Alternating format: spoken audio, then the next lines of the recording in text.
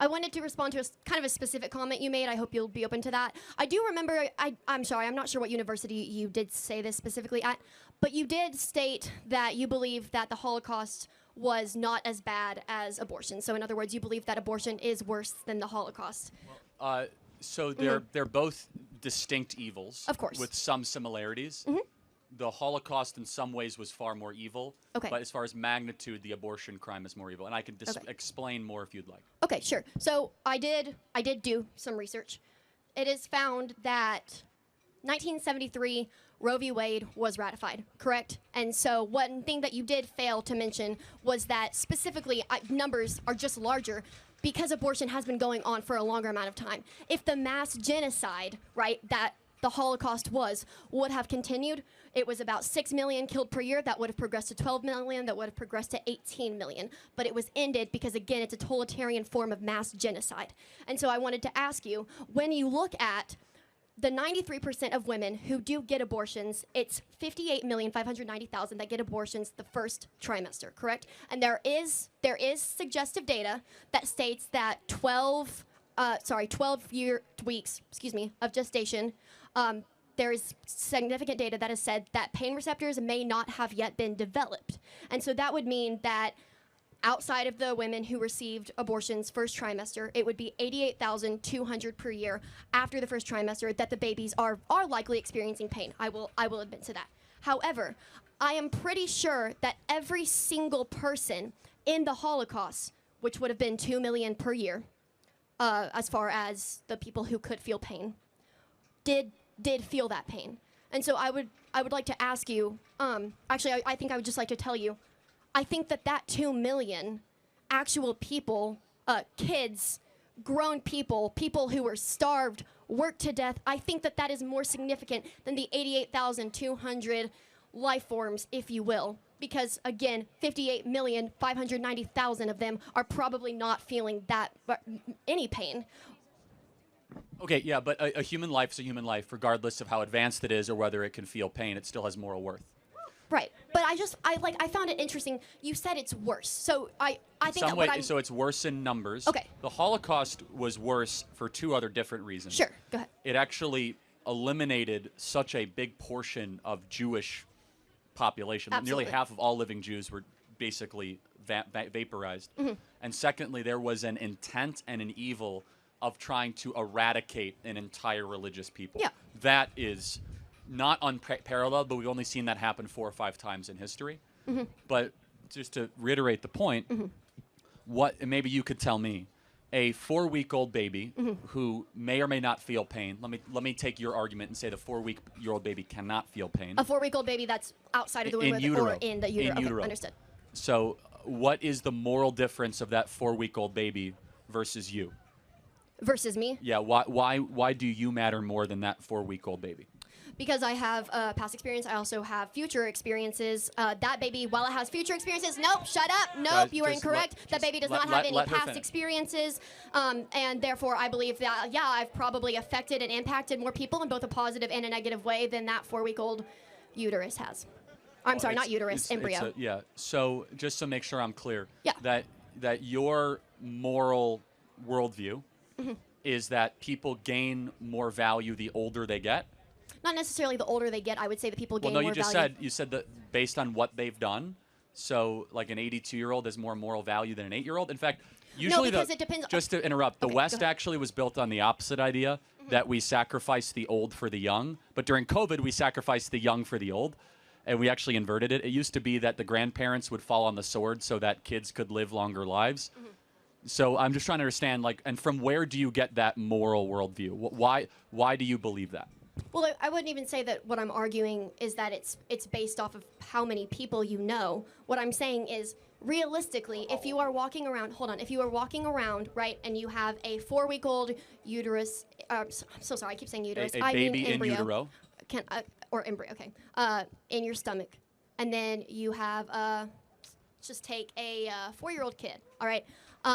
There are more people who most likely know that 4-year-old kid. That 4-year-old kid has the ability to understand fear, the fact that its life is in danger, and so therefore there is probably there's probably more reason, right, to not terminate the life of that 4-year-old rather than the life of the 4-week-old.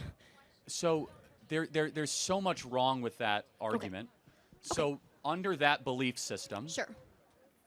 if by government decree they said let's eliminate the Down syndrome kids, Do Down syndrome people still have the ability to feel pain, recognize fear, some, recognize but sadness? but it's highly diminished. But just this is not a hypothetical, exactly. actually. Okay. It's actually you must get an abortion in Iceland if you have a Down syndrome baby. You must. Yeah, that's really terrible. Okay, we agree. Yeah. Right, but why is it terrible?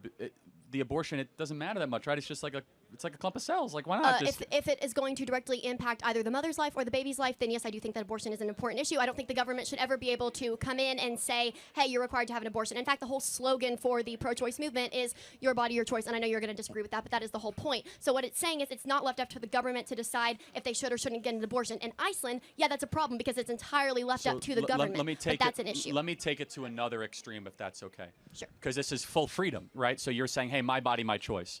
I'm actually saying for the first trimester. After that, fair enough. Yeah. Let's just say this is a different moral argument that I'm interested to have you play around with. Okay. Should it be legal if a mom finds out she's having a girl, Okay. but she wants a boy? Should she be able to abort that 3-week-old? Yes.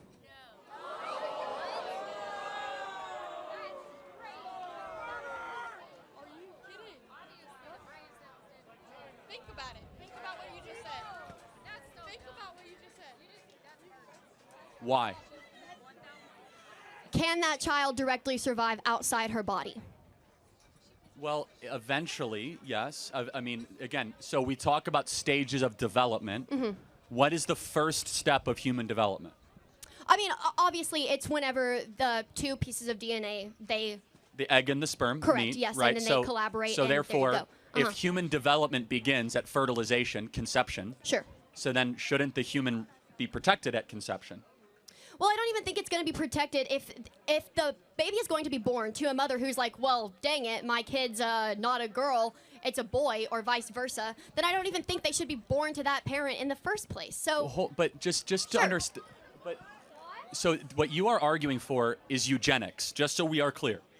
It is not just illegal, it is grotesquely illegal what you are talking about, which is sex-selective abortion, basically where you get a DNA result at 3 weeks, and you could be like, nope, not the hair color I like, terminate it.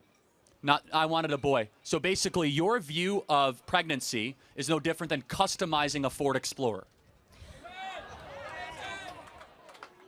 no, my whole point, again, No, is that you got to emphasize on it. Your view is that the baby, if all of a sudden you get a blood test that you don't like, that it's, by the way, you could tell a lot of your baby's DNA tests now. How tall it's going to be, its average IQ, brown eyes, green eyes, blue eyes, whether it's going to be likely overweight, obese, whether or not it's going to be a boy or a girl. So if you get anything that you don't like, you say, my body, my choice, get it out of the shopping cart.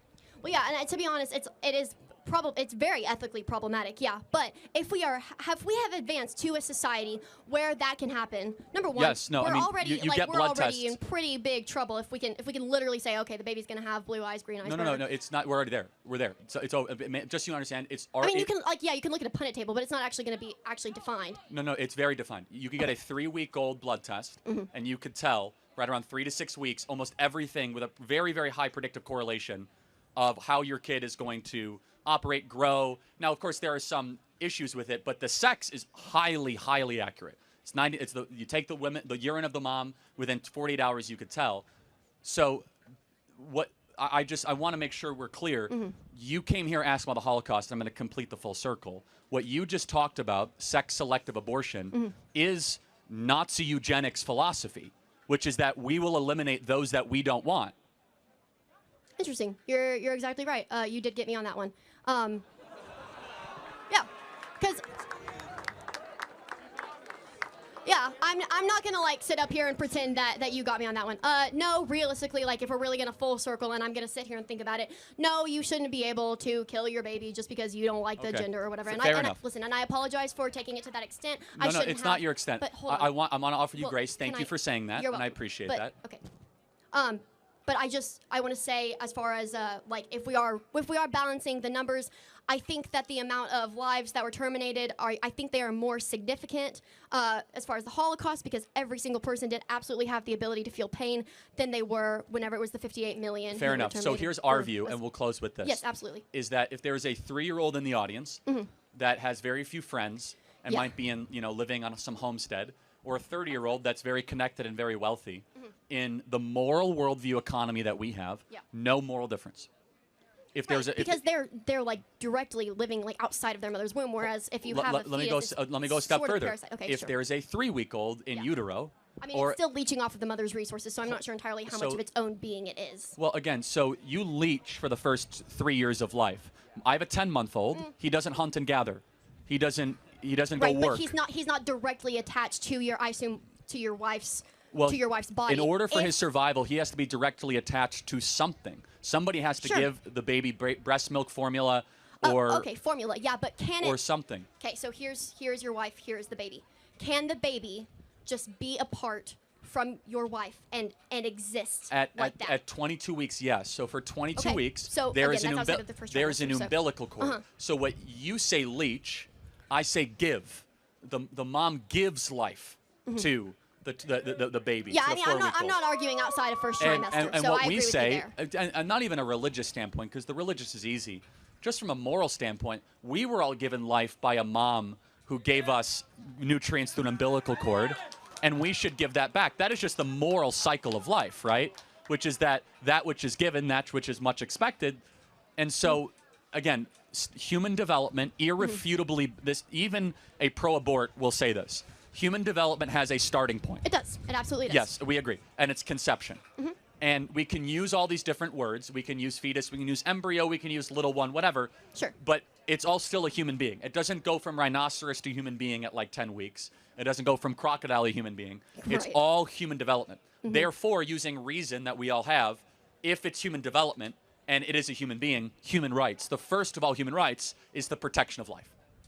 Interesting. But, okay, so do you agree that, like, let's say you go into a doctor's office, you have a 10-year-old, and then you have a 22-year-old. The 22-year-old is going to be allowed to submit to more testing as long without parental consent than that 10-year-old or whoever I said was. So, I don't know. I think, honestly, it's, again, and I don't know, like, You have a lot of thinking to do about this, and that's okay. Because and this is not your fault, the pro-abortion worldview will collapse if you remove feelings and you remove hyper-emotionality. There is no defense using agreed-upon Western reason, which you believe in, and Western morality, which is we don't kill people smaller than us. We do not eradicate those that are, just because they don't have as much money or as much worth. We believe in universal human equality, which, of course, you believe in, right? Universal human equality is like the overarching big Western ideal, and by the way, it's in our Declaration of Independence. All men are created equal. If you believe in universal human equality, there is no room for abortion in that society. It does not exist.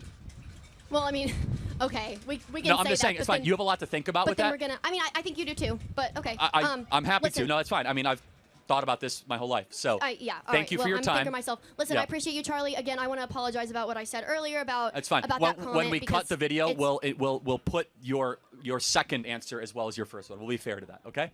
Thank you very much. Sure you will. All right. No, I will. I'll just be honest. Thank you.